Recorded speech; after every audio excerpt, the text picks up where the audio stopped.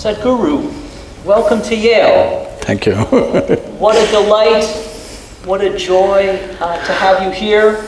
You are among friends, and it seems that there are many who know of your work, and there are many who don't.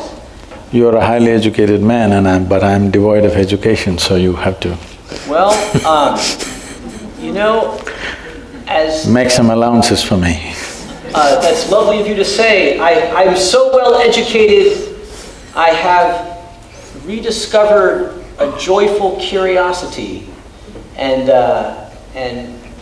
while it is true I have many degrees after my name, as I've lost my hair and become more wrinkly, I've so enjoyed the sort of spirit of joyful curiosity.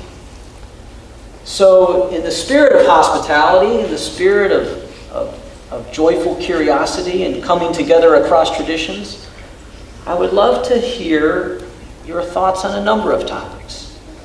The one that is near and dear to my heart as an educator and as a physician and a pastor is this area of wellness and burnout.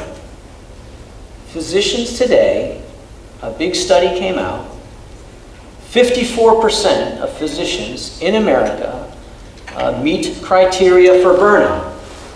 And nurses are in the same boat. And you're here at a medical school, and we're looking for answers, and we're looking for hope. And so to those 54% of physicians who are burned out, and the nurses and PAs and nurse practitioners, all of us in healthcare, what would you say to them? If we have to bring health, either to ourselves or to others, one fundamental thing is you bring a very profound sense of wholeness into you, the various dimensions of life that we are. All of it is in sync and functioning well. It's sad to hear that physicians are in a state of burnout. How would they cause health? They could sell more medicine, but they cannot cause health if they are in a state of burnout. Now we're seeing, as modern medicine progresses, comes out with miracle after miracle, research, all kinds of things. But people are not getting healthy. More people are getting sick than ever before. A country like United States, which is the most affluent country on the planet, which essentially means you have a choice of nourishments. Every human being has a choice of nourishment.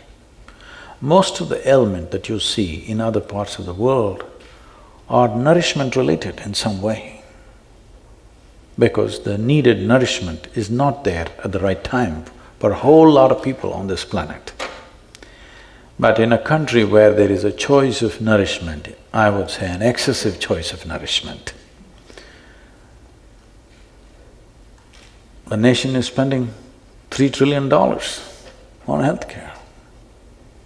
This is bigger than the budgets of major nations in the world. India's economy is around $3 trillion. You're spending that much on healthcare of 250,000 people. This shows somewhere we have missed health. Maybe we have an industry going, but we have missed health. Well, we can explain it in so many ways, but doctors being under burnout, everybody thinks their profession is the most difficult one. If any individual human being is creating something that they really care for, there would be never any kind of burnout. Myself and a whole lot of people around me, we are 7 days of the week, 20 hours a day, 365 days. This is our schedule. You will not see me burned out. Maybe sometimes I'll get physically exhausted. Maybe I'll die of exhaustion one day, but definitely not of burnout or boredom. Those two things will never happen to me. Why I'm saying this is, the fundamental reason why this is happening is particularly the physicians, because there are various kinds of professions. But particularly when people go to a doctor, in some way they're placing their life in his hands. So when somebody is willing to place their life in your hands, you must treat it as a sacred duty. It's not just a job, it's not just a business. It is when somebody is willing to place their life in your hands, I'm telling you, even people who live with you, your own wife and children or husband is not willing to place their life in your hands completely. But somebody, an unknown person comes and places his life in your hands, I think it's the greatest privilege that somebody trusts you at that level, that they're willing to trust you with life. You could do right things or wrong things, knowingly or unknowingly, because nobody has figured the human body absolutely, all right? We know it to some extent. So you may do any number of wrong things, but they place their life into your hands. I think traditionally it was said like this in India. In any given society, if education, medicine and spiritual process, if it gets commercialized, that society will go down the drain. I think we are doing this to the entire modern world. All three are becoming commercialized. There is nothing wrong with commerce. Commerce is a transaction of give and take. You give me this, I'll give you that.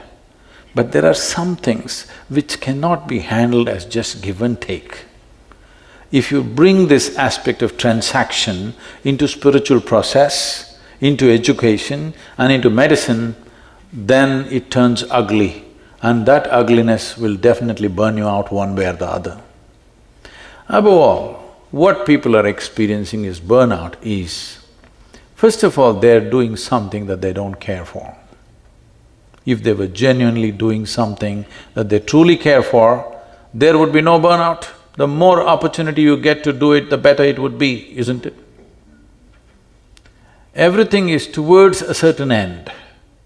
The joy of doing what you're doing is not there in one's life.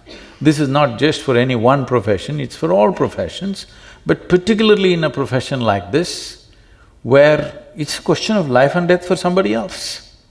When it's a question of life and death for the person who is sitting in front of you, it can't be a transaction for you. Well, there is a business end to everything, because to make anything sustainable, there has to be a business end to it. We are not against the business end of it, but within yourself, if you don't do it as a great offering to the person who is sitting in front of you, of course they will pay their fee, but within yourself, if you're not like this, definitely you will burn out doing this kind of work. Otherwise, every day, if you helped a person, if in some way you made somebody's life… their life better, by the end of the day, should you be ballooned into a joyful state or should be in a state of burnout at the end of the day? It should not be a burnout. If you genuinely experienced, you have enhanced many lives around you, this is not about service, this is not about ideas of I served this, I did this. No, there is a joy within a human being when they're able to touch another life. Why you're holding a few people dear to you as family is because you believe you can touch their life in some way. You can make a difference.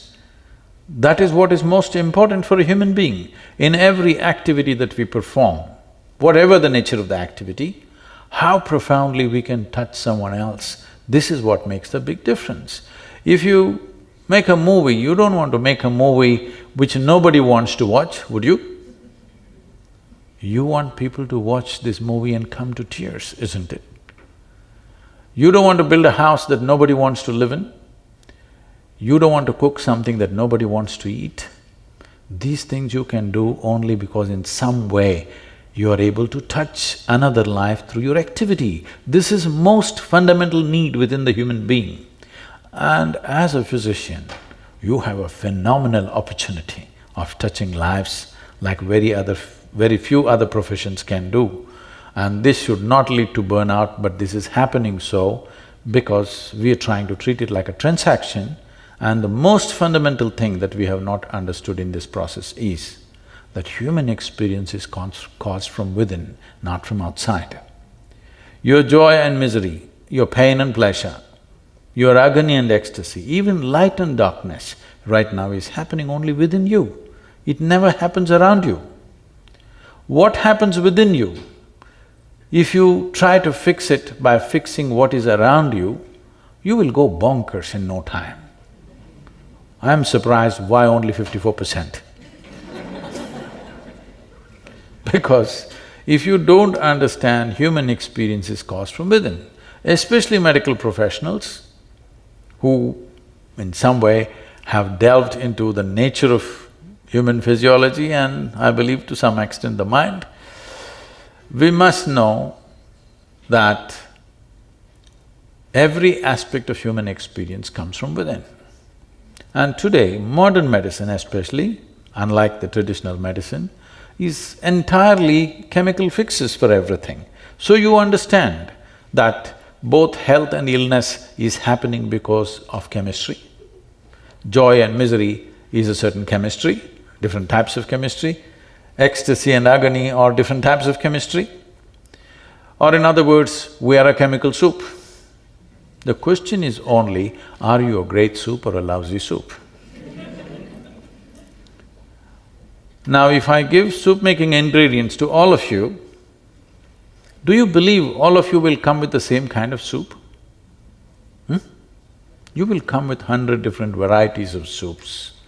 So there is something called as the skill of soup making. All of us have come with the same fundamental ingredients of life. See in how many ways we have become, and only 54% are getting burnt out.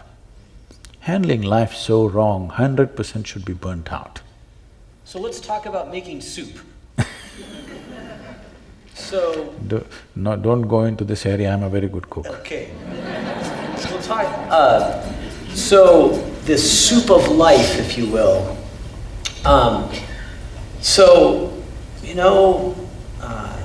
Tonight there is a nurse or a physician who has come home and they told a family member that their loved one just died. Or they treated a child who's undergoing chemotherapy.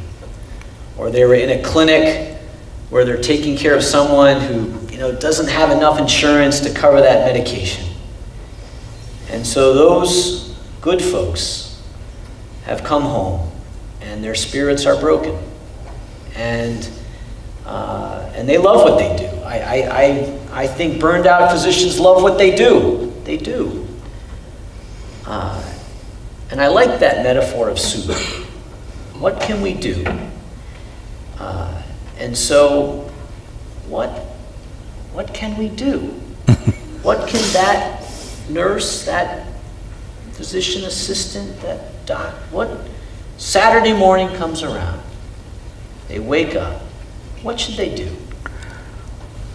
I can teach you a way of making your chemistry into a blissful chemistry. That means you're blissful by your own nature, not because of something that happened around you. This is exactly what I'm saying. What this question implies is, what happens around you determines what happens within you. The significance of being human is this, that what happens within me, I can create around me. If what happens around me makes me, I am still in animal nature.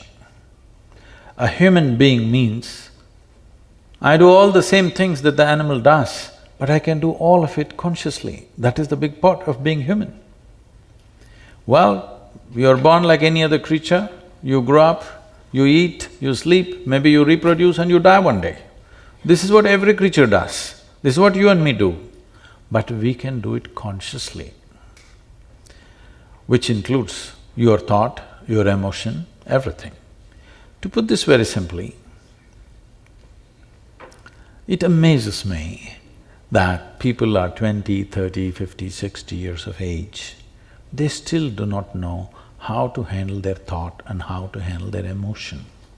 This is a huge disability in the world. If you don't know how to use your hands, would you call that a disability? If you don't know how to manage your thought, how to manage your emotion, is it not a disability? Just because everybody is in the same condition, it does not become normal. So essentially, you have made a choice of dealing with people who are sick or dying. It is a choice. And it is a privilege that those who are unwell, being unwell means you are no more 100% on your feet, you need somebody's help. Such people and those who are dying in some way, they're willing to trust you and put their life into your hands. It's a great privilege. Well, in this, there are many things to do, as you gave examples that you have to convey something unpleasant to somebody. Sometimes you're not able to treat them because either you have no time or they have no money or whatever. These are there. I'm not questioning this. But the most important aspect of this is, if you want to bring well-being to somebody, you must know how to be well, isn't it? Otherwise, how would you do it, I'm asking? How? How would you create well-being to someone when you do not know how to be well? What this implies is, if I have to be well, the world has to be perfect. Well, you're not going to be well. Because even if you're just two people in the family, not everything happens the way you think it should happen, isn't it? Hello? You can tell me, it's okay. Even if you're just two people, not everything will ever happen to you 100% the way you want it. 51%, if it's happening your way, you have the controlling stake. Anything more if you expect, you'll have a divorce. Yes. So, outside will never happen 100% the way you want it.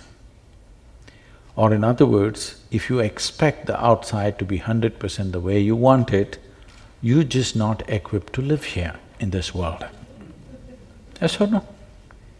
If you're expecting the external situations to go 100% my way, obviously I'm not equipped to live in this world. You know, we are a volunteer organization, over 4,000 full-time volunteers, over 3 million part-time volunteers. Every day somebody is coming up to me and says, Sadhguru, I can't take her anymore, I can't take it. This person, I can't work with this person. This man is like this woman is like that.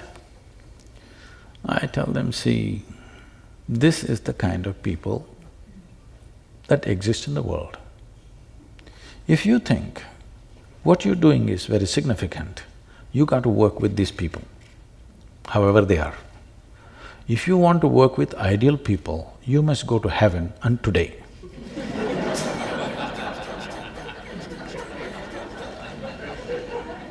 These are our realities. If you truly see, genuinely see that what I am doing is significant, it's significant enough to make difference in lives around me, now you have to do that work. The problem is not of the nature of your work. You just ask anybody, from the topmost job down to the most menial job, everybody complains about stress. So stress is not about your job. I must tell you this. A few years ago, many years ago, when I first came to United States, wherever I went, people were talking about stress management. I couldn't understand this. Because in my understanding, we manage whatever is precious to us, our family, our wealth, our business, our money. Why would anybody want to manage stress? It took me a while to understand. People have concluded that stress is a part of their life. Stress is not a part of your life. It's just your inability to manage your own thought, your own emotion, your own energies and your own body. If you knew, if your mind took instructions from you, would you live in stress or in bliss? Please tell me. What's your choice? Sure. Yes, such a simple thing is not happening because your mind is not even taking instructions from you. If your intelligence turns against you, who the hell can save you? So, this anxiety, this stress is not about the job. It is just that our education systems are such, they're telling you how to conquer the world, how to break an invisible atom, how to go beyond space. But they're not telling you a thing about this one. This is the most complex, if you want to call it a human mechanism, this is the most complex and sophisticated mechanism you have seen. Yes? Yes. As a doctor, you know. But I'm asking, even the doctors, have they read the user's manual? How to use this? No? Just by accident, something. When you live by accident, anxiety is natural. So, I was really interested in the title of your book, Inner Engineering, A Yogi's Guide to Joy. And those are some words that you don't usually see often so close together. I'm thinking about engineering And joy. and joy. And a yogi. There are some… And a yogi. And a yogi, right. Engineering, yogi, and I like that word, engineering. You need to know there are some really… some of the top engineers at the university are in the audience tonight. Yesterday was the engineers… Right there. Yesterday was the World Engineers Day. Yeah. So, what's the theme of… what would you say is the message of this? I mean, I think you're getting at that. Inner engineering, a yogi's guide to joy. What does that mean? Say, if you and me were here, let's say 100 years ago or 200 years ago, how the world was and how it is today, it is almost another world. It's not the same world, you wouldn't have recognized it. That's how much it has changed. What changed this? Our ability to engineer external situations the way we want it. We could sit outside and do this, but now we're sitting in this building because this is engineered for our comfort. Now, engineering essentially means making something just the way we want it. We made everything in the world the way we want it, but now 54% burnout. Because we did not make this one thing the way we want it. If we made this one thing the way we want it, again the same question, would you live blissfully or miserably? If you made this the way you want it, you would definitely make this blissful, highest level of pleasantness for yourself. What you want for your neighbor may be debatable, but what you want for yourself is very clear, isn't it?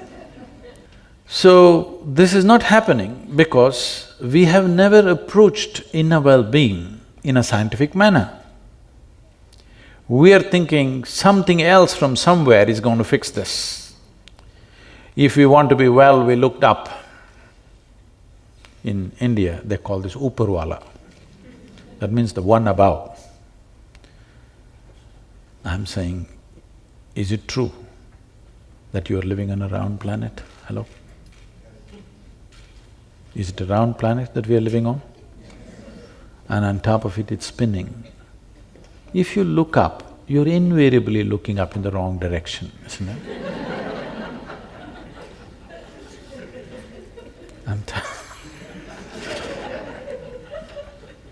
You must go to Australia to look up the right way. So I'm saying we are simply even incapable of knowing what is up and down in this universe. Is it somewhere marked in this cosmos, this side up? We not only do not know, we cannot know, isn't it? So we don't even know which is up, which is down.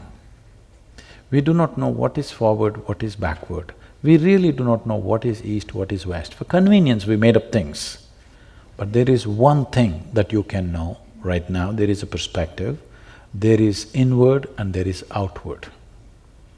We have been just busy fixing the outside. You fix the outside as much as you want, all you will get is comfort and convenience. You will not get well-being. If well-being has to happen, you have to engineer your interiority the way you want it. Only when this becomes the way you want, now this will be joyful. If outside becomes the way I want, there will be comfort. You have to admit this. Never before in the history of humanity, any other generation knew the kind of comforts and convenience that you and me are enjoying right now, yes or no? Huh? We are the most comfortable generation ever, but we are whining like crazy. Let's talk about the inner life and the outer life. One thing that strikes me as so powerful about your mission in the world is that you seem to successfully broker both of those worlds. Oh, you must take off the word broker. I guess, how can I say, you successfully pursue both of those worlds, if you will. The Isha Foundation educates the young and plants trees. And then you also teach people about inner engineering. And I think that could be a challenge for we in the West. We in the West perhaps love the outer world and maybe at the expense of the inner world. But I'd love to hear your perspective on that. See, all these massive projects of health, education and ecology that we are doing in southern India have mainly happened only because of an inner experience. There are millions of people who had a powerful inner experience. It's out of that we are able to generate this action. Because these massive projects are all completely done by a volunteer force. Volunteers means nobody is trained for the job.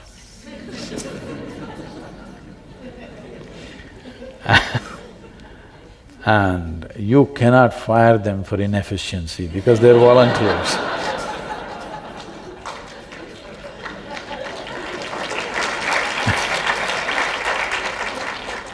At the same time, even if they're holding a key position at any time, without notice they can just vanish. You manage an organization like this, you will go crazy in no time. That's my job. So, having described my job, which is a sure route to madness, if I was not as well established I am within myself, it would have driven me bonkers. Because I've managed businesses before. And at that time, I used to wield my authority on people to get things going. And the main thing was, they were on my, I was doing the payment for them. That was the main control. Now I don't make any payment for anybody, everybody is not paid, nobody is paid. In fact, they spend their own money and come and do everything to keep them going. Is essentially the inner engineering, because there is a powerful experience within which drives them to do all this work. It is unfortunate that people always trying to divide the world. You must understand this, that the very basic nature of human intellect is this. Human intellect, you know, all of you, the sharper it is, the better it is, isn't it so? You should agree with me. The sharper it is, the better it is, I think. Intellect. Oh. I actually want to talk about being a prophet. Well, I don't go that far. Let's We're finish going. the project. Let's go there. So, because one of the things about sort of being mindful of the inner life. You cannot be mindful of the inner life. Now you talked about being a prophet, now I can say no. So I don't think… I wouldn't say you're a prophet, I'm talking about the Judeo-Christian tradition of prophecy. So in the Hebrew Bible, in the Old Testament, there is the role of those who speak truth to power, who speak out against injustice, who sacrifice themselves for a cause because of injustice. And there, in that narrative, there is anger and there is rage. And there are significant groups of people in the world, in our country, who have due cause to be angry about the world. The refugee, the ethnic minority, the poor. And one thing about inner engineering and sort of finding peace within oneself, the other side of that coin is, you know what, is there ever a time to be angry, to march, to be enraged at the injustice of the world? What would you say to that?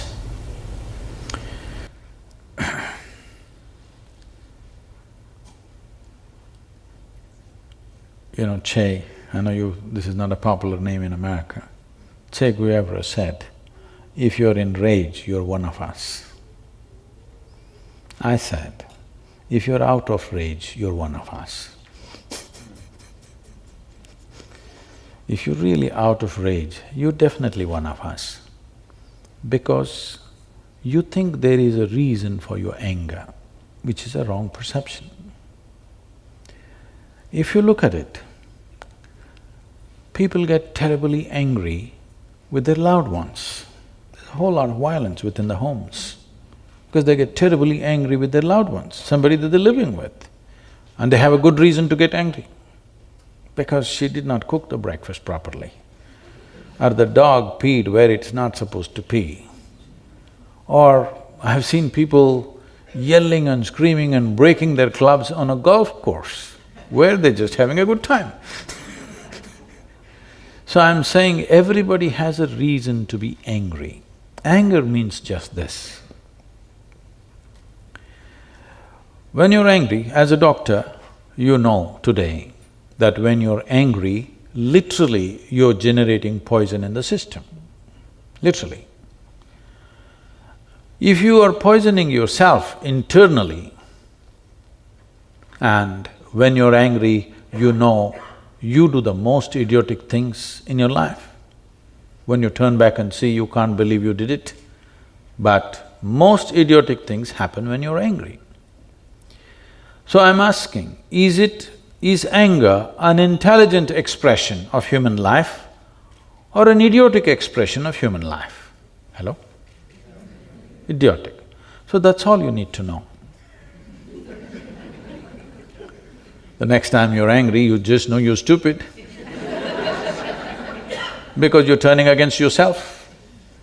But I will tell you, the reason why this anger has been eulogized is, in a moment of anger, some people who were sleeping all their life propel themselves into action, and that action produced some results.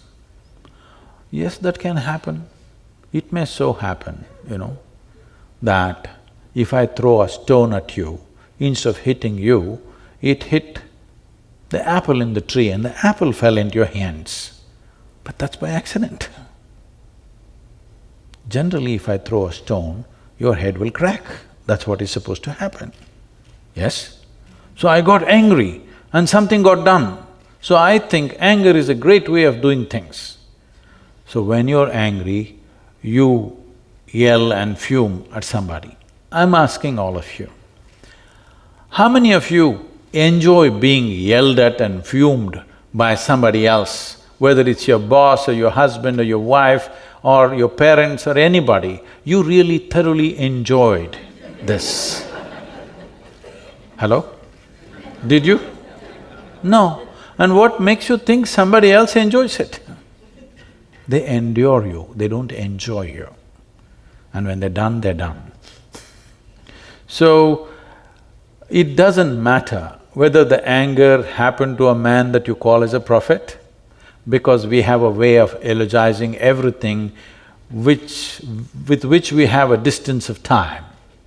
Suddenly, anything which is over 1,000 years becomes sacred in most people's mind, but whatever is happening right now, however great it is, they don't have the intelligence to recognize this.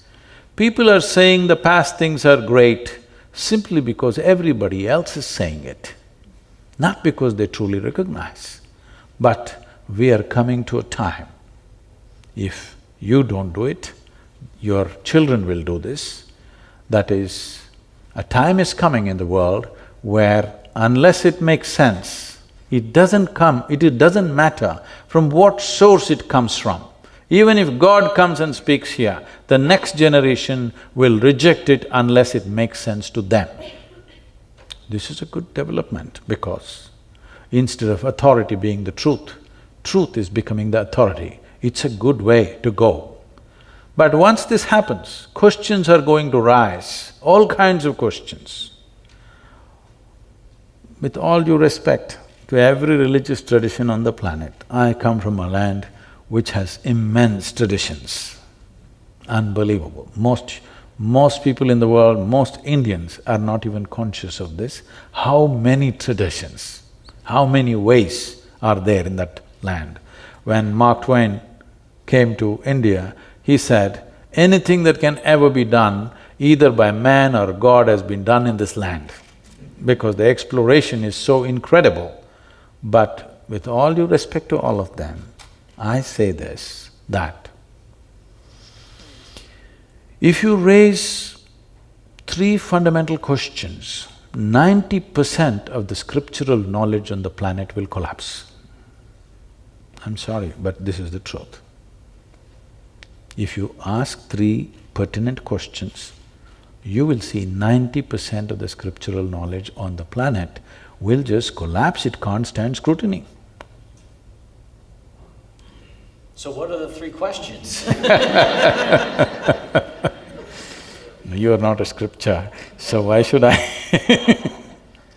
Oh no, you said ask three questions. Yes, the fundamental questions. If you ask, simply, see, the fundamental thing is this: you don't know where you came from, you don't know where you will go.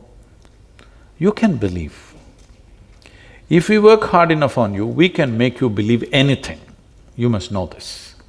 I was just talking to a group of people in Nashville, Tennessee, where our center is. I was just telling them a joke. In the joke, I referred to God as Him. Immediately a few ladies stood up and said, "Do you believe God is a man?" I said, "Whoa, whoa, whoa, I know what I've gotten into, you know." I said, "I was just telling you a joke." He said, "It doesn't matter, you said Him." Now this is a debate in America, is God a man or a woman? I think this time in the election they're trying to settle that issue.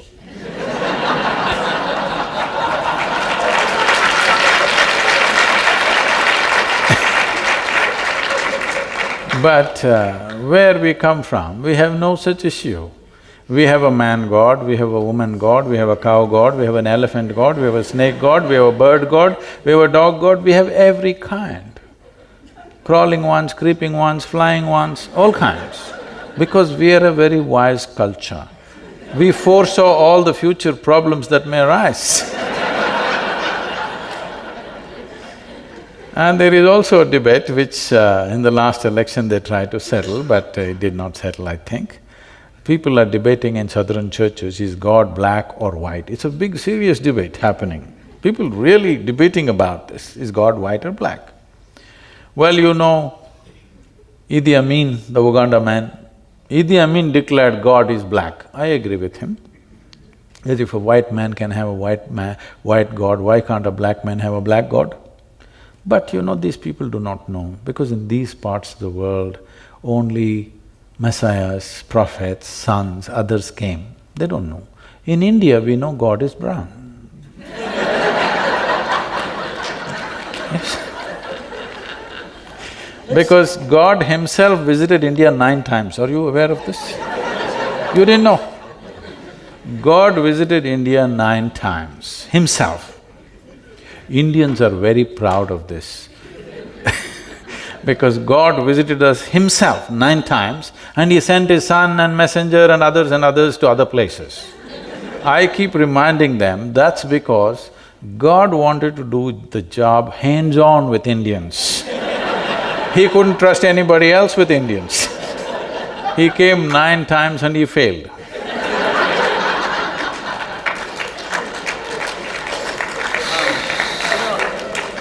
Let's talk about it. No, coming to belief, I'm saying we can make people believe anything if you work upon them from their childhood. Anything, believe me. You just have to work hard enough and make them believe this, that, everything. Belief gives you a confidence without clarity. Confidence without clarity is a disaster on this planet. There is no substitute for clarity. There is no substitute for clarity. But if you have confidence, you can just do something, just like that. Sometimes it works. Even if you're not clear, you can simply do something and it'll work. Can I tell you a joke? Please. This happened in New York City. Late afternoon, an 8-year-old boy came back from school. He had a very progressive mother. Obviously, she was single. I'm saying nobody catch up with her. He came home and he asked, "Mama, is God man or woman?" She thought about all the gender issues and the coming election and everything. And then she thought about it for a while and she said, "Both." The boy went into deep thought. After a little while, the boy came back and asked, "Mama, is God black or white?" Again she thought about all the racial issues in the country, and after considering this at length, she said, "Both." The boy went into very deep thought. Then after some time he came back and asked, "Mama, is God straight or gay?" She again thought about it and then she said, "Both." The boy jumped in joy, I got it, it's Michael Jackson."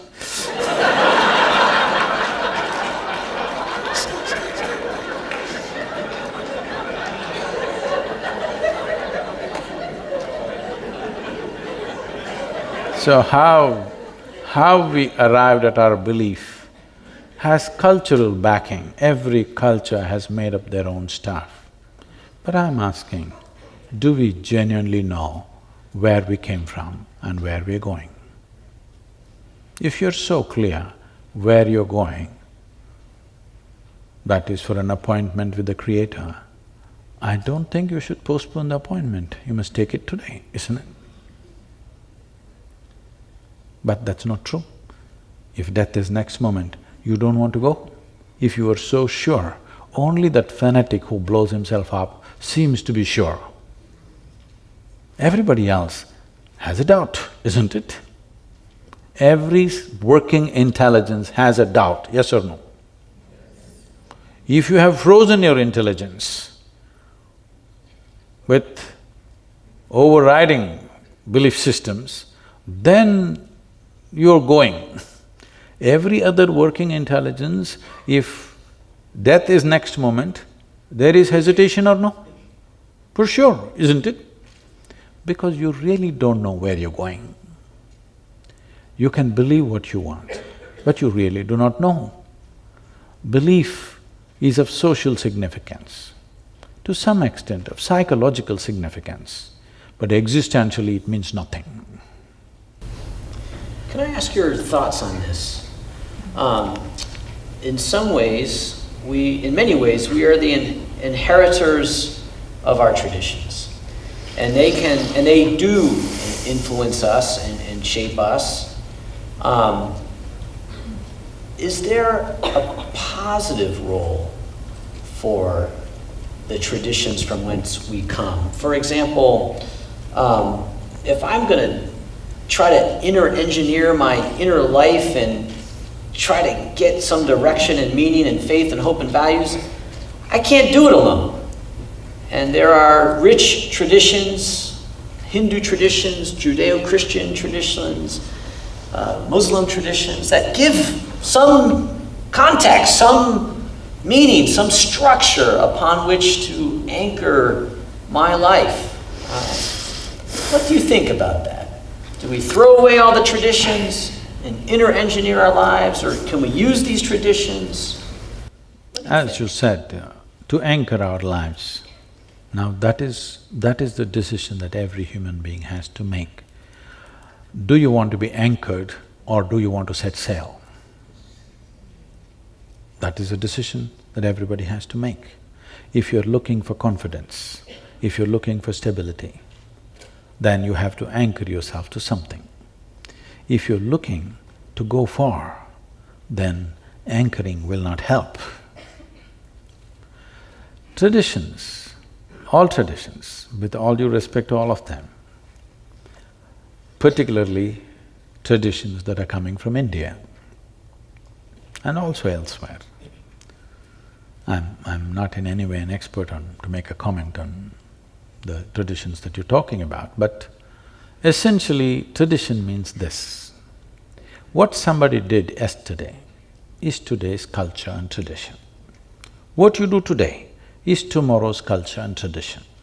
I'm asking you, how much of what we're doing today in this world and in this country is consciously cultured? But all the rubbish that we do will become tomorrow's culture and tradition of this land, isn't it so? Hello? I'm saying, do you believe that people who lived here 1,000 years ago were such superhuman beings, they did everything perfectly and you're doing everything wrong? It's not so. They were also just people like you. We have a way of elogizing everything with which we have a certain distance of time. But are they of no value? Not true. There are a whole lot of things that we as human beings simply know today, which is thanks to the traditions in which we have grown up. We cannot say no. But if you want to know this life, which is myself, no tradition is… Tradition can inspire you, tradition can put you in a direction, tradition cannot take you there because this has to happen now to you, only then it's a living reality for you. Otherwise you will read in a book and believe it. But how do you know this works? I'm saying it should work. People ask me, Sadhguru, how do we know whether we have met a real teacher or a guru or not? I just tell them, look at his face, whether it's worked for him, what he's talking. Has it worked for him? That's all the question. If it's worked for him, it doesn't matter what it is, you must go with him because it's worked for him. If it's not worked for him, what is the point? Dead tradition. So one of the traditions here in a medical school, in a Western medical school, is the tradition of the evidence. Show me.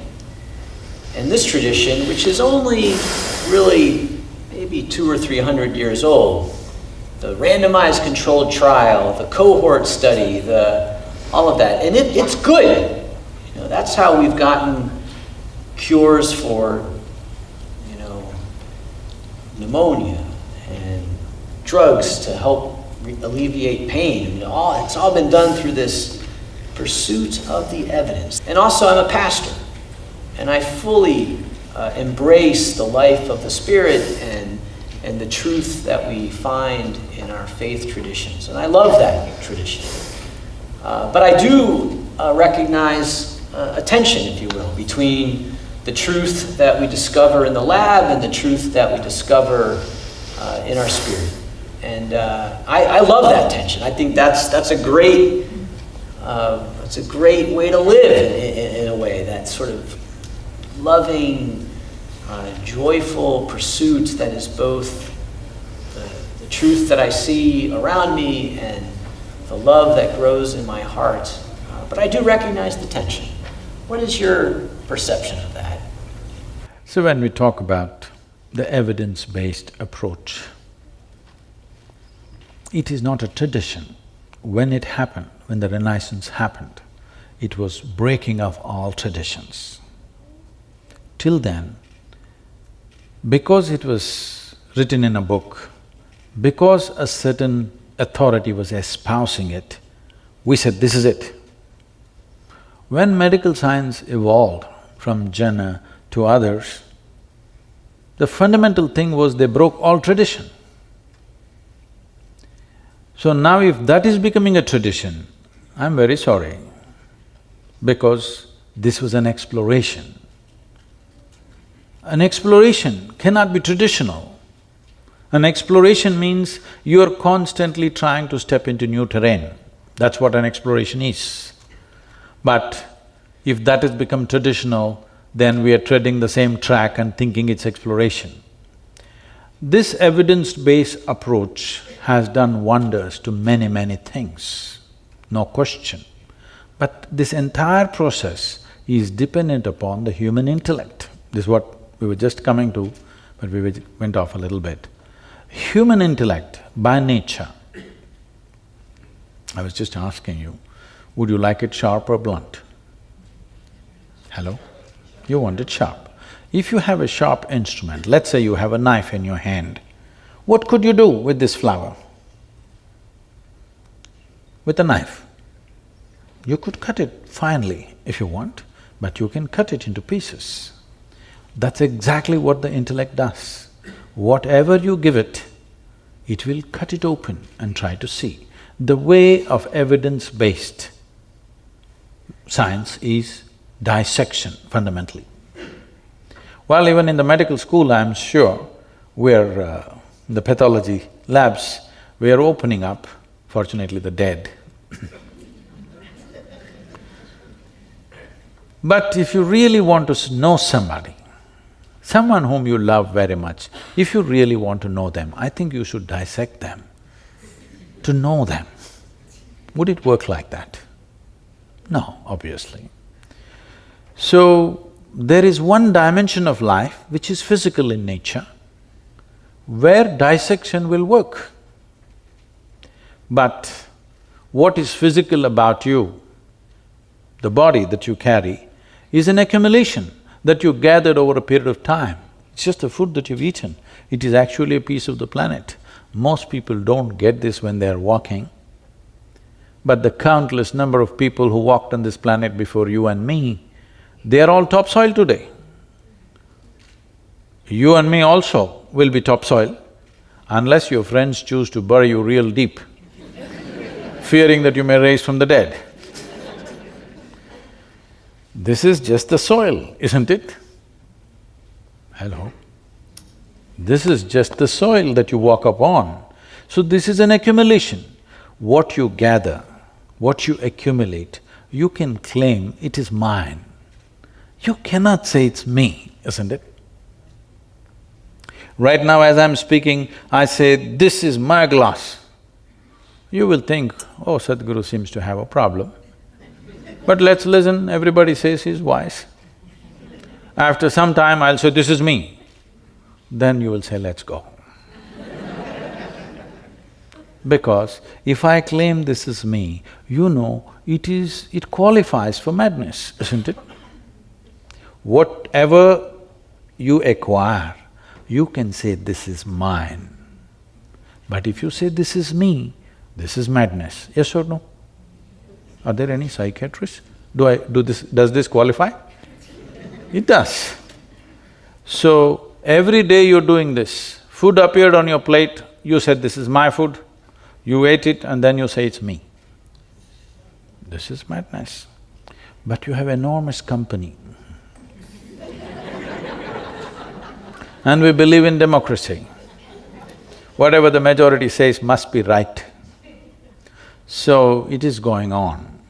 But the moment you believe something that is not you as yourself, you kind of lost it. You derailed from life. So turning inward does not mean dissection. Turning inward does not mean contemplation, because the content of your body and the content of your mind is an accumulated substance, isn't it? You gathered it from outside. What you gather from outside can be yours, but can never ever be you. So we're talking about inner engineering, not as twisting and turning the body, not about taking on new attitudes of love or generosity, compassion, whatever great values and emotions that a human being can have. I see all that as a consequence of a certain way of being, rather than looking at it as a means to get somewhere. Everywhere people are talking about whatever… See, if you deprive somebody of something for a period of time, simple qualities will raise to heaven. Today, anywhere you go, people are talking peace of mind is the ultimate goal of human life. Why? Because they've freaked out in their minds. Why would peace be the highest goal? Because you're talking about Judeo-Christian thing, the origin of where it came from. I happened to be in Tel Aviv. I was to get there that morning and speak at 6:30 in the evening. I was flying in from Atlanta. Because of some delays in the flights, I landed there at 6 in the evening. So I'm quickly changing in the airport, because in these 35 years I have not been late to a single appointment. I don't want to break that, so I'm rushing. And I'm famished, because I'm traveling an American airline and there's nothing edible on the plane.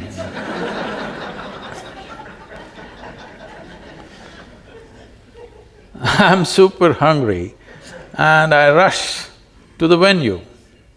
And to my joy, I find the talk is in a fine restaurant. Life can't get better. So as I went in, people are greeting me and one man comes up and says, "Shalom." I ask him, "What does it mean?" He says, "This is the highest way of greeting." I said, "Well, that's your opinion, but what does it mean?" He said, "No, this is the highest way of greeting." I said, "That's all right, but what does the word mean?" He said, "It means peace." I said, "Why would peace be the highest way of greeting unless you're born in Middle East?" In South India, you come up to me in the morning and say, "Peace." I'll say, "What's wrong with you?" I'd like to get back to the practice of medicine, just for a question, really. I tell my gang, whom I adore, my residents, my students are close to my heart. I adore them. All gangs are like that. And I say, medicine is easy. Medicine is easy, but healing is hard. Because in medicine, we have our potions, and if we don't know an answer, we do a test, and if we don't know what the test means, we consult somebody, and so medicine, in some ways we can distill it down, can make it easy, but healing is really where the art of medicine lies. And healing is where the spirit and the love and the suffering and the treatments and the surgery, that's where it all comes together. How would you propose that we adopt a healing attitude? How do we bring the spirit of healing into the experience of the bedside? Please, all of you, don't be offended by what I say, but you must look at this properly.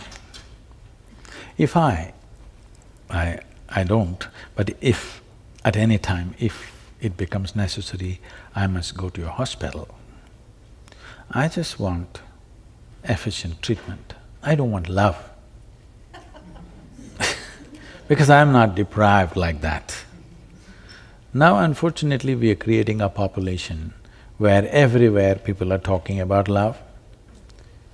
We are deprived like this because early age deprivation of love will tell right through your life. It is very important, we need to understand that there is something more to this life than the acquired body. We have a body which we acquired, there's something more. There is a whole tradition in India, unfortunately, it's rapidly vanishing because of variety of changes that are happening in the society. Otherwise, how a mother should deal with the child till the child is 4.5 years of age.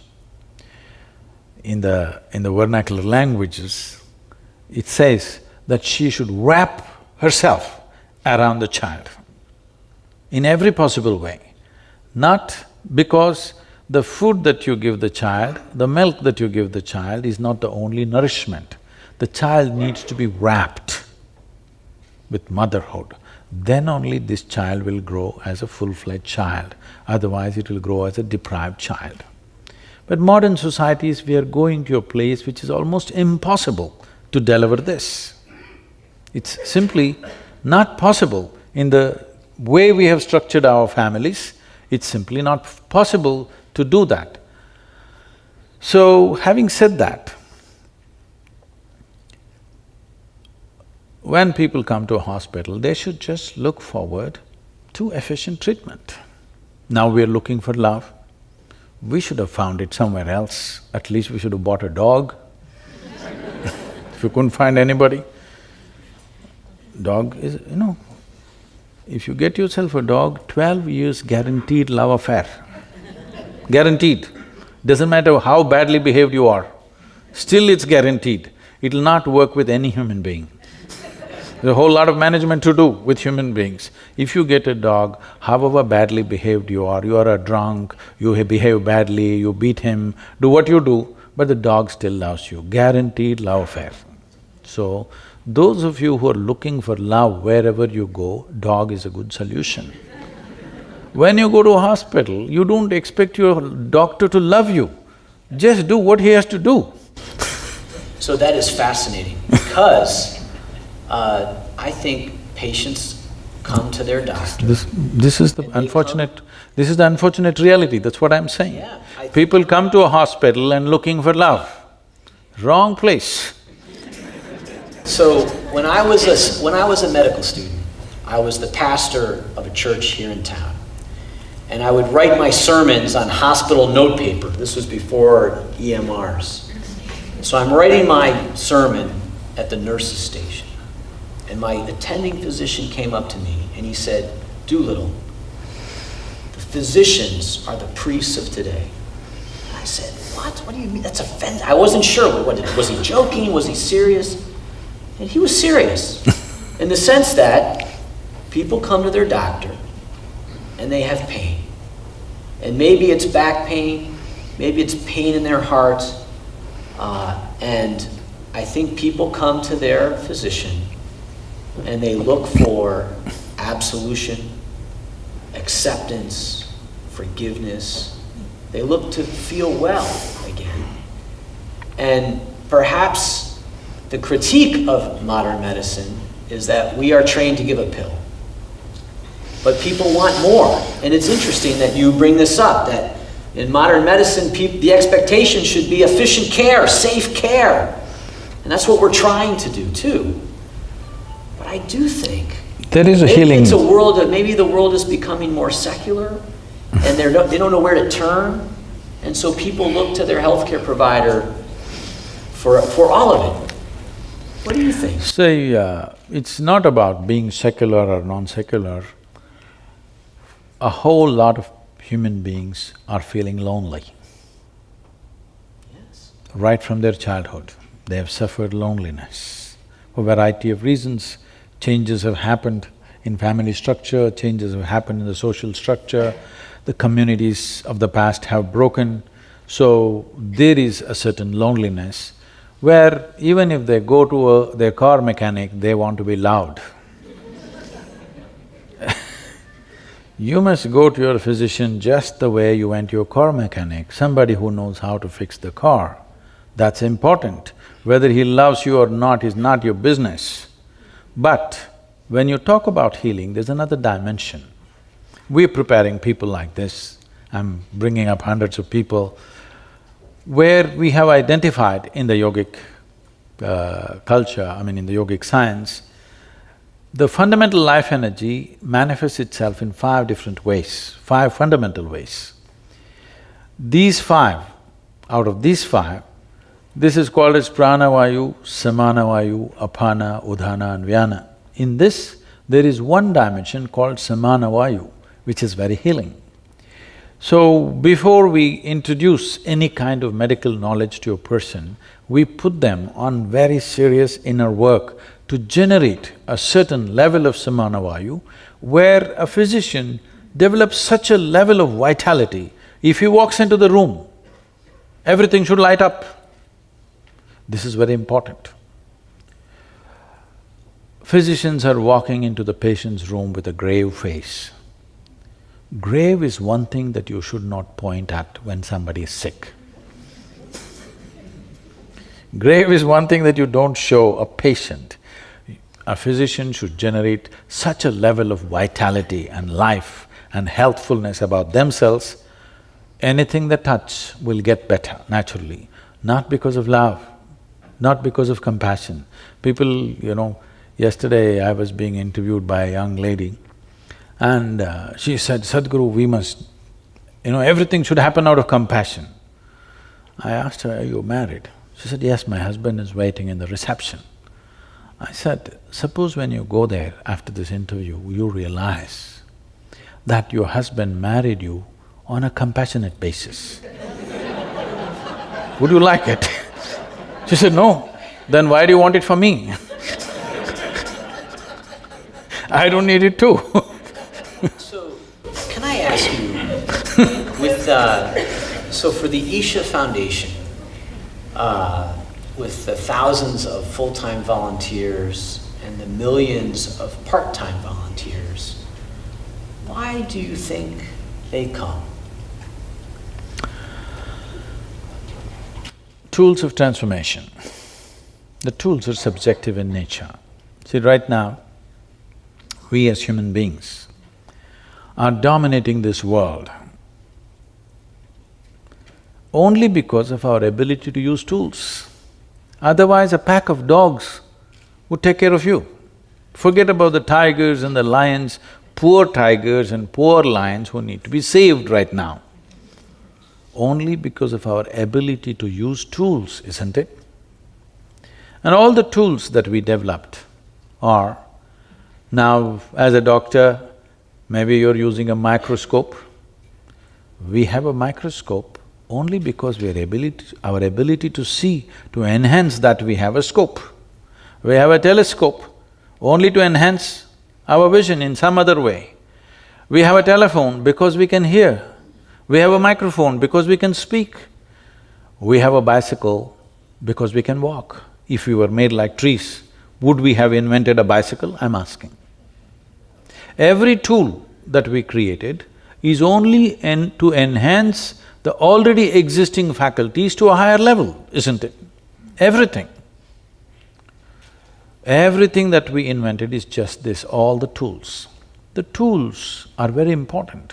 When I refer to the spiritual dimension as tools, some of our people will feel offended around me and say, Sadhguru, don't say it, it is more than our life. Don't use the word tool. Then I tell them, you come to the yoga center, 3 days I will give you plumbing job. No spanner, no winch, no nothing. You do it with your hands. You can use your teeth. You will see all your 10 nails will be gone, then a few teeth will be gone after 3 days, then you come to me, I will give you a spanner. Will you worship the spanner or no? I'm asking you, will you worship the spanner or no? It is the tools. Similarly, to turn inward, to extend dimensions which every one of you have known peace in your life at some moment. Hello? You must tell me yes or no. Yes. You have known joy in your life? You have known bliss in your life? You have known ecstasy in your life? Love in your life? You are capable of all these things. Only thing is, it's not sustainable. One moment there, one moment here, one moment there, one moment here. This is the only problem, isn't it? Suppose I gave you a tool. subjective tool with which you can remain blissful every moment of your life. Is it of great value to you, I'm asking? So, these millions of people, they have tasted the tools of transformation. One thing I have done to them is I have confused the hell out of them. So what is that tool of transformation? How would you describe This that? is the first tool. First thing is you must get confused. Yes, because you're talking about anchoring, that's why I'm saying this. Confusion means you realize that you do not know, isn't it? I'm asking, with all this exploration of science, do we know even one single atom in its entirety? Hello? Do we? No. Then what's our problem in saying we don't know? I do not know is an immense possibility. Now you're trying to destroy I do not know with all kinds of beliefs. Why don't you say I do not know? If you truly realize I do not know, your intelligence will be in an active and super alert state every moment of your life. The moment you believe, it sleeps. It lets you sleep. But people are not willing to go through this. They want something.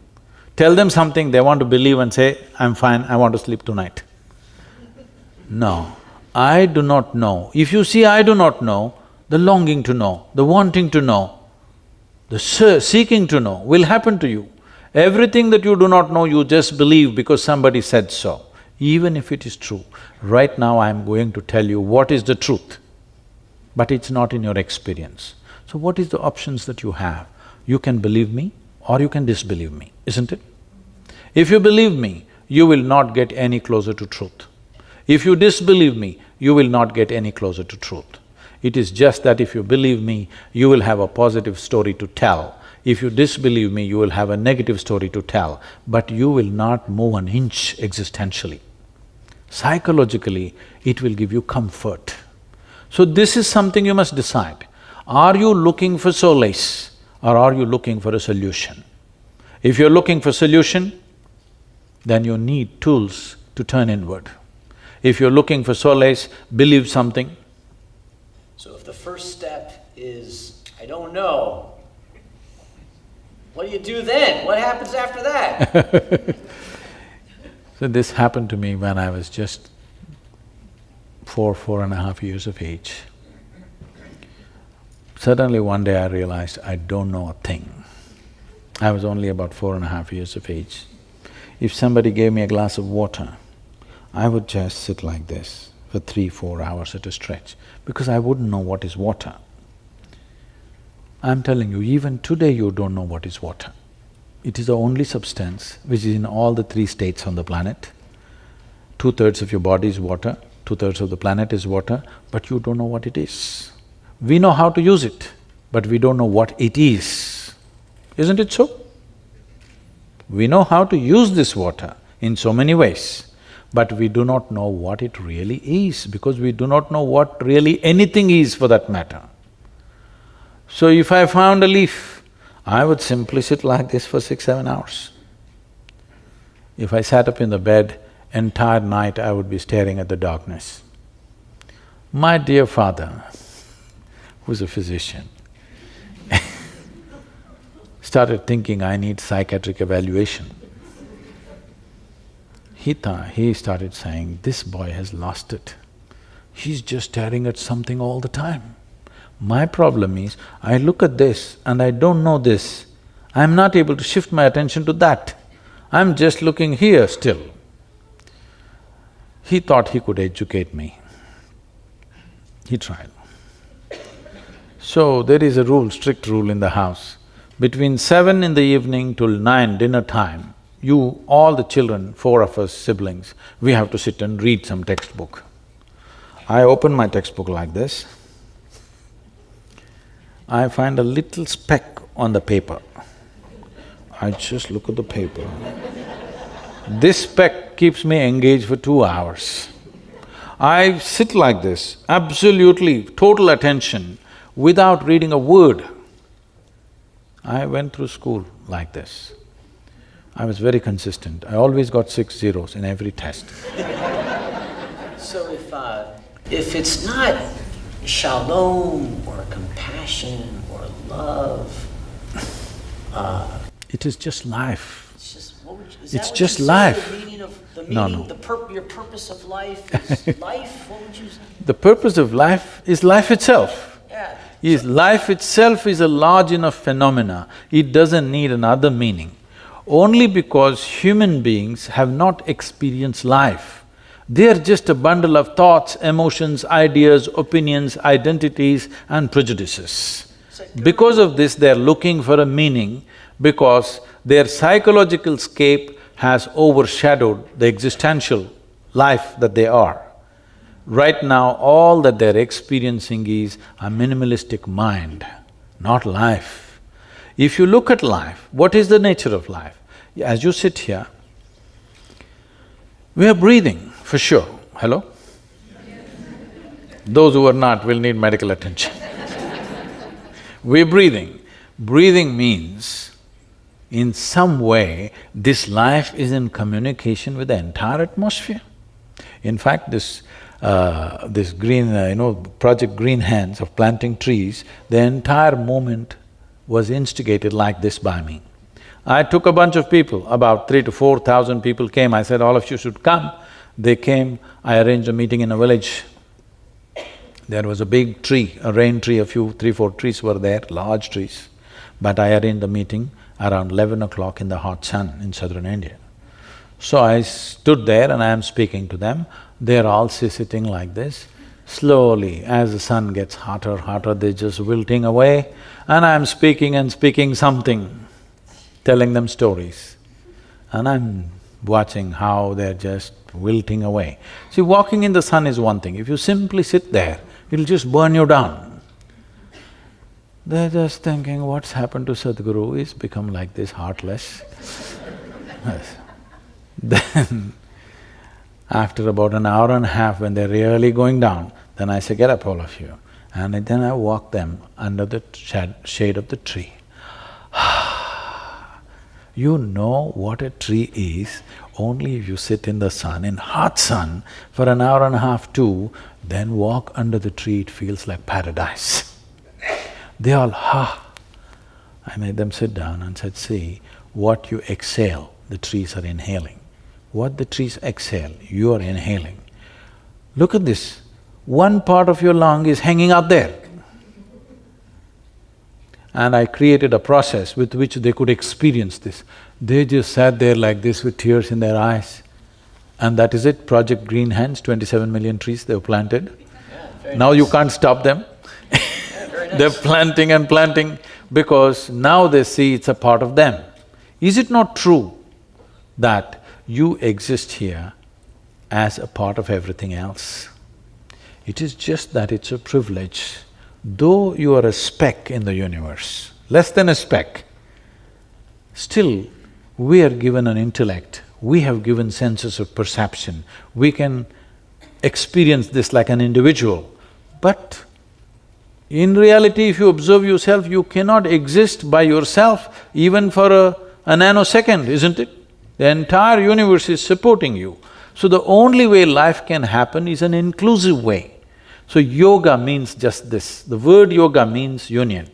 Union means the boundaries of what is inward and outward, you took it away. There is no such thing as you and the other. If you sit here, we can do an experiment actually, I don't know if time allows. If you sit here and suppose for one moment you experienced all these people here as a part of yourself, like you experience the 5 fingers of your hand. How is that possible? Well, what is this body today? Yesterday it was not your body, isn't it? It was food. Today it's become body.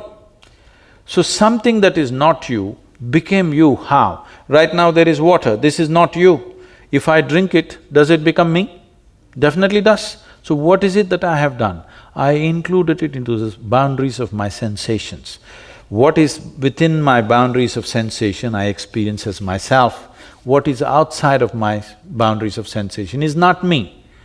Now, the yogic system, we developed a way that if you keep your energies in a certain level of exuberance, now you will see your sensory body will expand. If your sensory body became as large as this hall and you experienced all these people as yourself, after that, do I have to tell you, love them, don't hate them, don't kill them, don't harm them, be compassionate? Would teachings be necessary for you?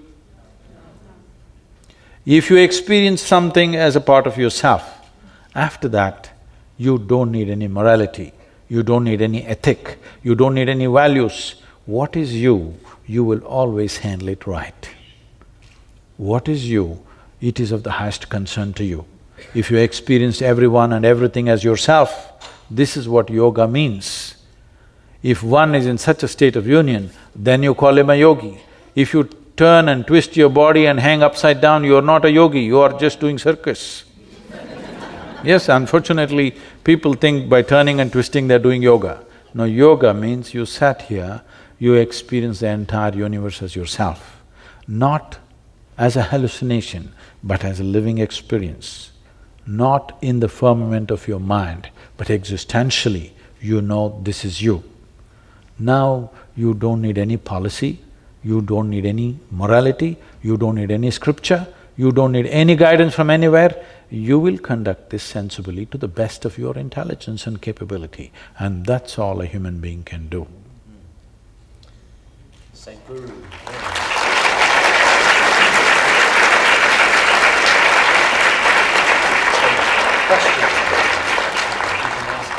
So, we have a few minutes for questions. Does anybody have… Go ahead. My question is touching back to the point which you brought up about the belief.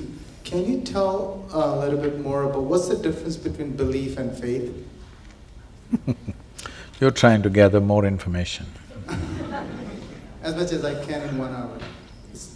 That is the biggest problem. You can gather as much as you want. You could go… if you gather a lot, you'll become fat. But you will not feel enhanced. The only thing that every life is seeking is to enhance itself to its fullest possible level. Whether you take a worm or an insect or a bird or a tree, all of them want to become full-fledged life. Only problem is, we know what is a full-fledged worm, we know what is a full-fledged insect, we know what is a full-fledged tree, but we don't know what is a full-fledged human being. Now you think by acquiring more and more, I don't know what information you gathered, but by acquiring more and more, you will not become more. It has not happened, isn't it? People thought by acquiring money, by acquiring wealth, by acquiring knowledge, they will become more. They have not become more, they're still hankering for the same things. So, by acquiring more information, you will not become enhanced.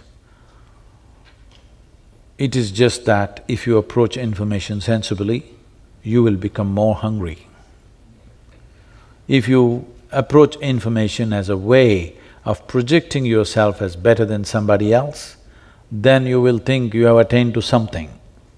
This is what happens by acquiring information.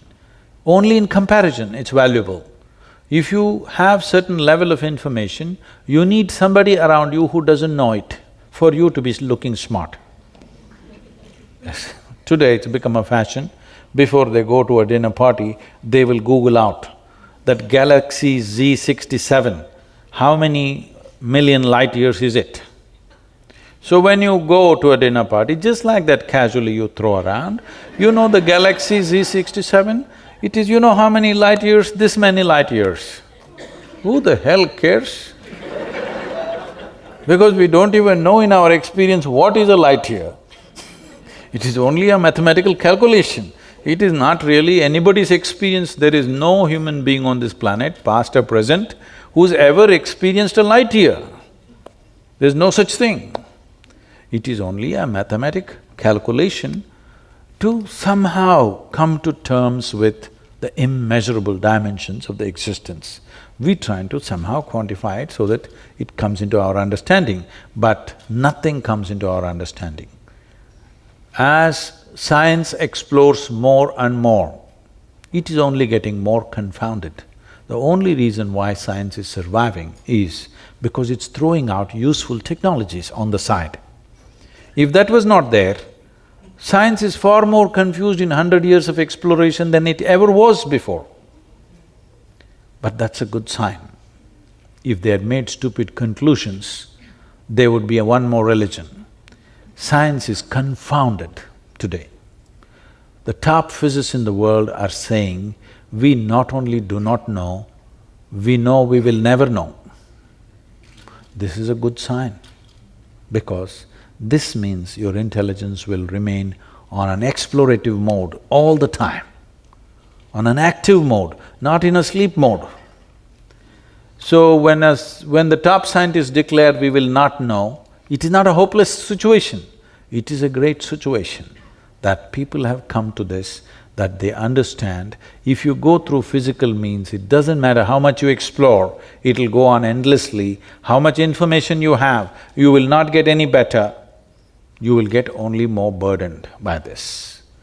Things will happen on the side, technologies will come, iPhone will become 7, 8, 12, all right?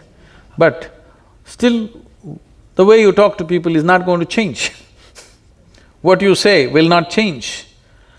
Your relationships will not change. Technology can go through the ceiling, but nothing of you will be enhanced. So, more information is not going to help. All I want you to take, the takeaway for you, because you want to take away something. The takeaway for you is, if you truly, genuinely, it's not simply a thought, allow this to sink into you in the next few days, that if you pay attention to anything, a leaf, a flower, water, people, dog, animals, anything, if you pay enough attention to anything around you, even the closest people around you, if you pay enough attention to them, you will see you don't know a damn thing about anything. On the surface, you seem to know everything, but if you pay sufficient attention, you don't know a thing about anything. Knowledge is a very limited sphere of life. Ignorance is boundless. Enjoy that. So, in the spirit of boundless ignorance, does anyone else have any questions? Let's see, there's a lot. Maybe someone… She has the microphone, hey, yeah. You got the mic, go ahead. Hello. Thank you very much for a wonderful lecture, and you definitely very smart man.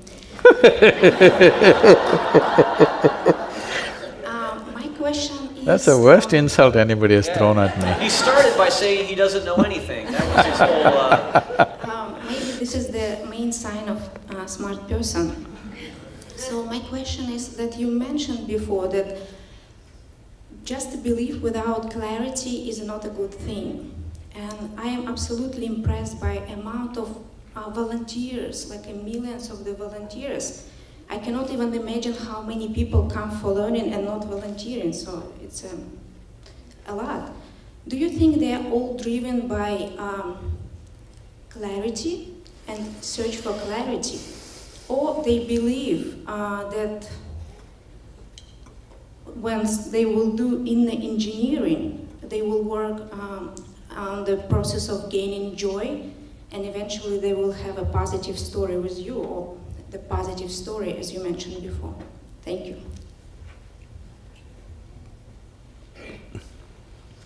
See, if for any human being to do something, either it should have worked for them, or it should have worked for somebody around them. If you want to buy a car, either you will test drive it and see whether it works for you, or you'll ask the opinion of your friend who is driving that particular car, is this been good for you? Yes or no?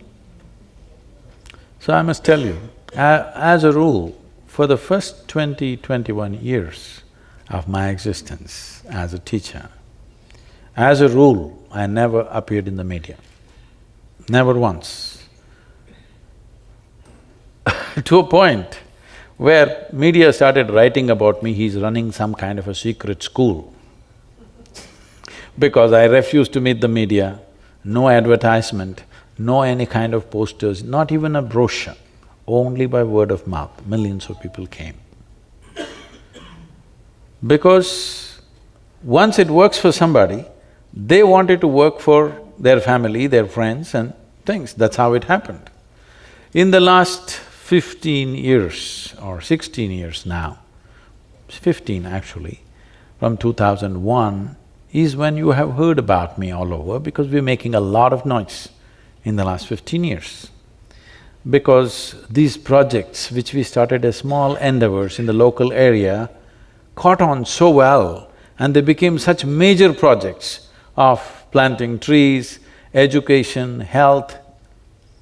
We are active in 53,000 villages. So it needs enormous support, otherwise this can't be done. For a non-religious movement which doesn't offer any miracles like this, never before, as I know in the last 200, 300 years, never before a spiritual movement has caught on this kind of following, where no ticket to heaven, no miracles, no any kind of stuff, only thing I'm telling them is badgering them that you are the source of all your troubles.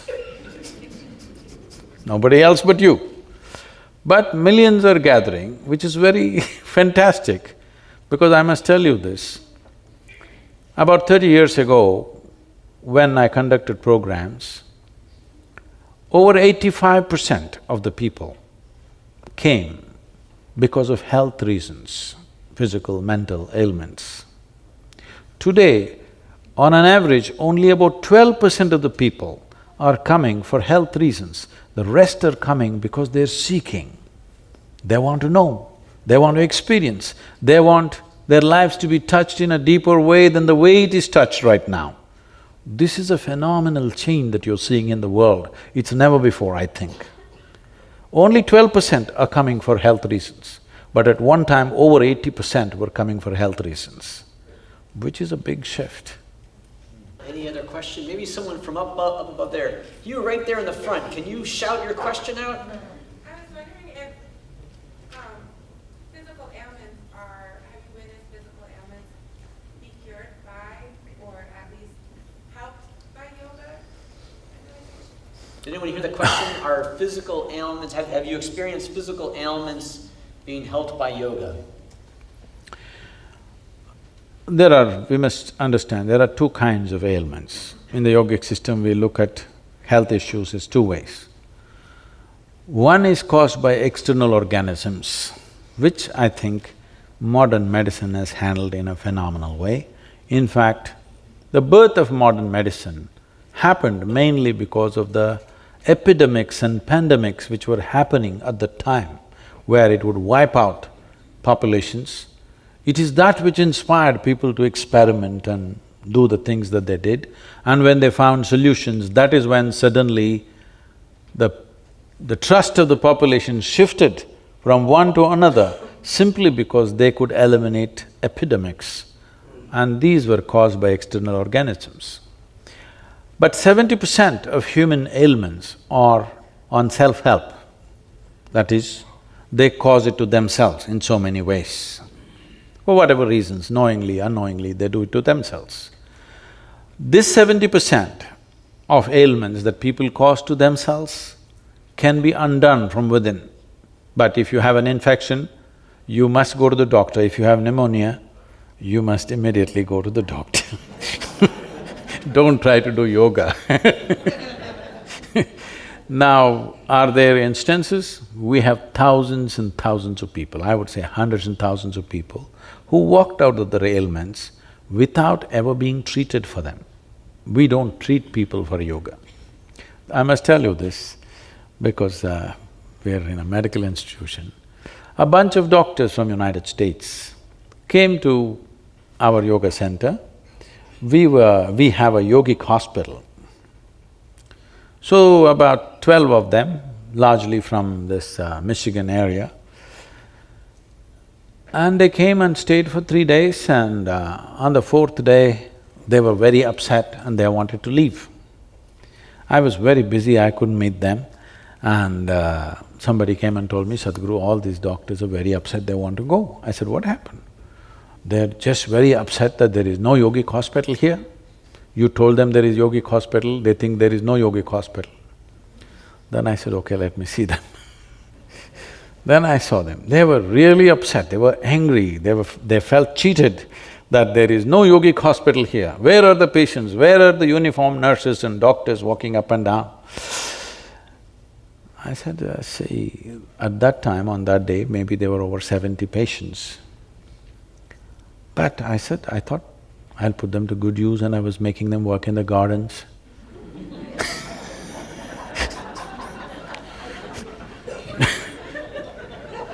Nobody should ever understand sickness is a reward. They must want to get out of it as quickly as possible. Right now, we're treating patients in such a way, people would want to be sick whenever they want attention. Not just that, one important part of the yogic treatment is what is called as bhuta shuddhi. This means sinking and purifying the elements within you. Water, earth, water, air, fire and space. These 5 dimensions you can work on. This is the fundamentals of yoga. So one of the most important thing is, I want them barefoot, with open hands, to work in the garden, to just get in touch with the earth, be outside, get in touch with the air, water, earth. Half the ailments are gone. Treatment is there a little bit. Rest is all just connection with the world around, because this is a composite of all these things. You remove yourself and keep yourself in a completely alien atmosphere where you're not in touch. You're 4 inches above the ground all the time.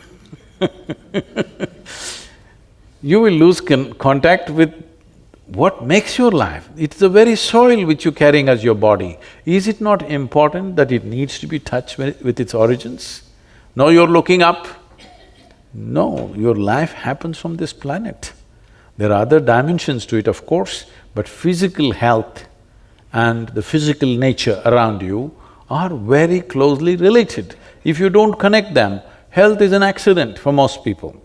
Today I see America probably has the highest incidence of allergies. Is that so? Am I right? Very high. This is mainly because they're removed from everything that's natural. They're not in touch with anything that is natural, everything is tampered with. Those who are living in the open, even in America, I'm sure they have no allergy, they have no issue of any kind, they're doing fine. I think the homeless people are the most healthy people in the end. They're enduring all kinds of, variations in weather and still managing pretty well without healthcare. We probably have time for one more question. In the back, right there. Shout it out. How to seek for internal peace? How to? How to look for internal peace? Whoa, you just came in? I'm sorry, was that internal peace or eternal peace? Internal. Internal peace. Okay. Now,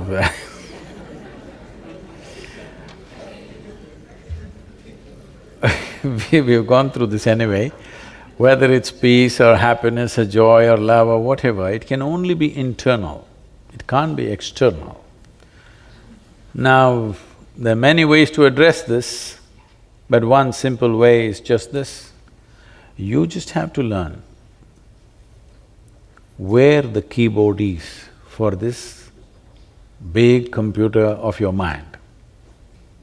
Right now, you don't know where the keyboard is, you're punching it somehow, something works. No, if you know where the keyboard is, you would type out the right things, isn't it?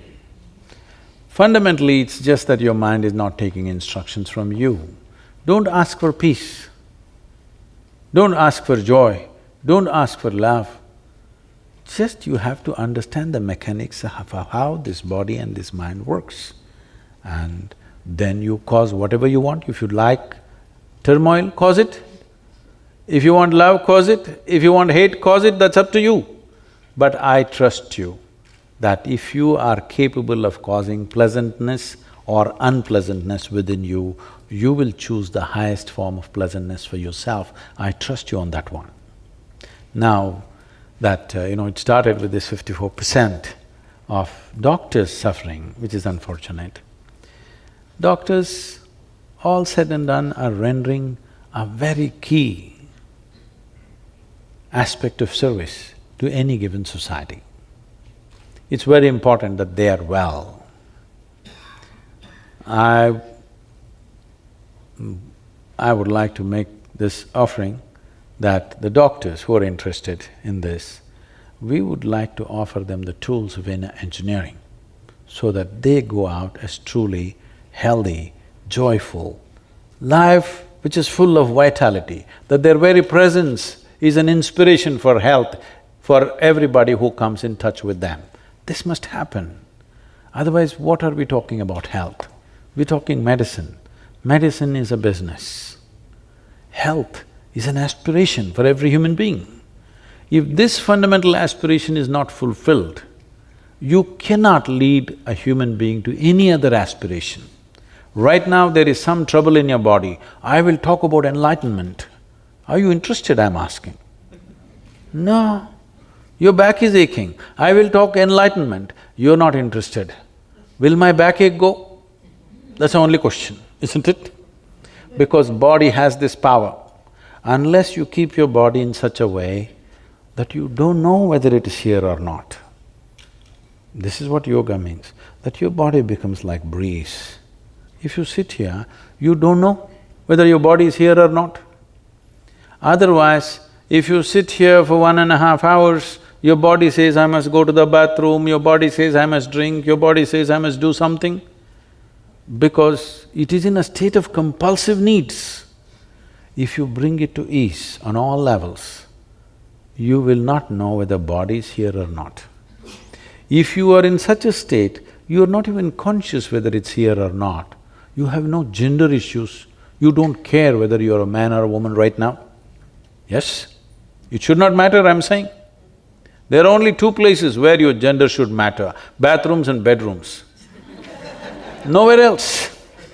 And some people even debate that, right? Which you go to which bathroom, doesn't matter which bathroom, so just the bedroom. Everything is under debate. But I'm saying, to move the body from compulsive needs to a place where it is like a stepping stone, not an impediment for your life. Right now, the compulsiveness of the body is making people do all kinds of things in the world. People are not able to raise to a place where they can do something other than the compulsive things that every other creature does, simply because they have not kept their body as it should be kept. This body can be upgraded to a place where it will function like an antenna which will download the cosmos. Even if that doesn't happen to you right now, the physicians of the world, at least they must become an embodiment of health and vitality. This must happen. Whatever is needed from our end, we're willing to do for Yale and you, sir, Doolittle. Thank you so much. And I am Dr. Do Nothing. So thank everybody, let's thank Sadhguru for his visit with us. Thank you so much, what a great joy, wonderful to have you.